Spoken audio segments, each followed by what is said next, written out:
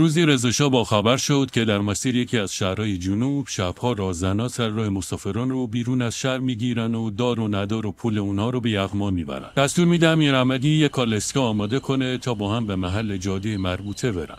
امیرعمدی به شاه عرض میکنه اجازه بدید من تنها برم.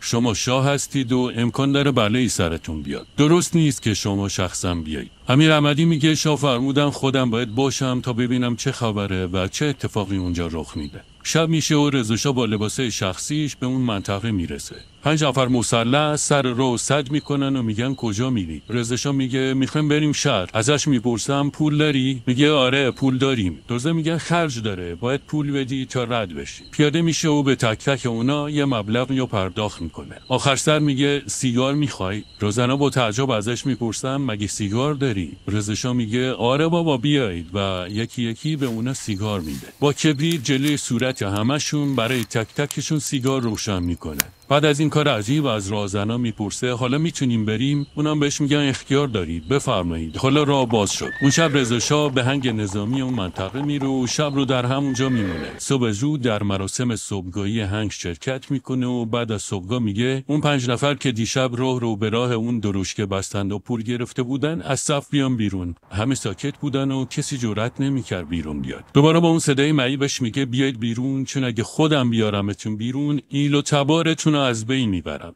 دیشب کبریت زدم و چهره تک به تکتون رو دیدم و میشناسم. بیاید بیرون. باز همه ساکت و خبردار ایستاده بودن. دستور میده همه 5 قدم برن عقب. همه اجرای امر میکنن و میبینن 5 نفر نقش بر زمین شدن و نمیتونن تکون بخورن. رضاشاه فریاد میزنه من اینجا هنگ گذاشتم تا امنیت مردم برقرار بشه. حالا افراد هنگ خودشون راهزن شدن و سر راه مردم میگیرن. اول شک داشتم برای همین خودم رفتم ببینم تا مبادا لاپوشونی کنی. مأموریت تموم شد و رضاشاه برگشت و دیگه سابقه نداشت که در اون منطقه دزدی بشه. دوستان یه نقل بود از خاطرات سپهبد امیرعمدی از افسران و همراهان رضاشاه.